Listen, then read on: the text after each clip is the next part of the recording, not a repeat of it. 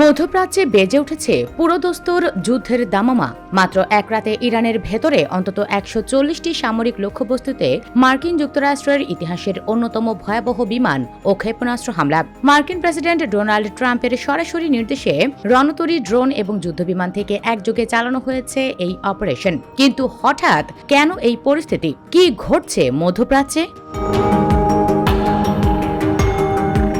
ঘটনার সূত্রপাত বিশ্বের সবচেয়ে গুরুত্বপূর্ণ বাণিজ্যিক রুট হরমুজ প্রণালীতে আন্তর্জাতিক জলসীমা ব্যবহারকারী সাইপ্রাসের পতাকাবাহী একটি বাণিজ্যিক জাহাজ MV GFS গ্যালাক্সি এর ওপর আচমকা হামলা চালায় ইরানের বিপ্লবী গার্ড বাহিনী বা IRGC।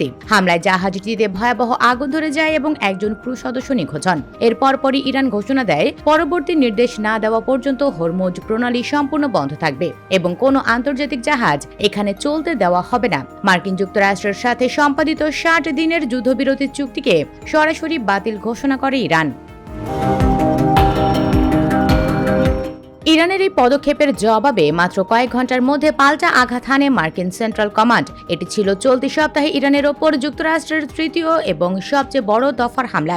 মার্কিন সেন্টকমের দাবি অনুযায়ী নিখুঁত নিশানা করতে সক্ষম গাইডেড ক্ষেপণাস্ত্র দিয়ে ইরানের ক্ষেপণাস্ত্র ও ড্রোন ঘাঁটি, নৌবাহিনীর সক্ষমতা, গোলা বারুদের বিশাল মজুত এবং উপকূলীয় নজরদারি চৌকিগুলোকে গুড়িয়ে দেওয়া হয়েছে। দক্ষিণ ইরানের বুশেহর, আসালুয়েহ এবং দায়েরের মতো গুরুত্বপূর্ণ উপকূলীয় শহরগুলোতে এই হামলা চালানো হয়। সব মিলিয়ে গত ৩ রাতে ইরানের ৩০০ এর বেশি লক্ষ্যবস্তুতে আঘাত হেনেছে মার্কিন বাহিনী।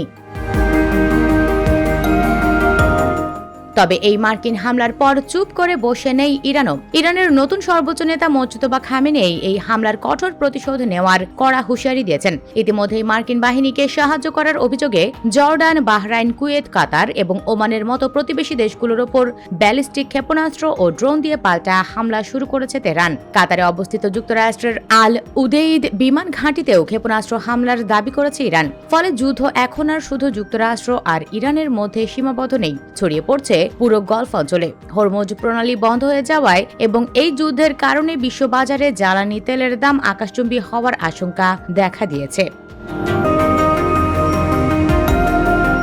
US Bengal desk report.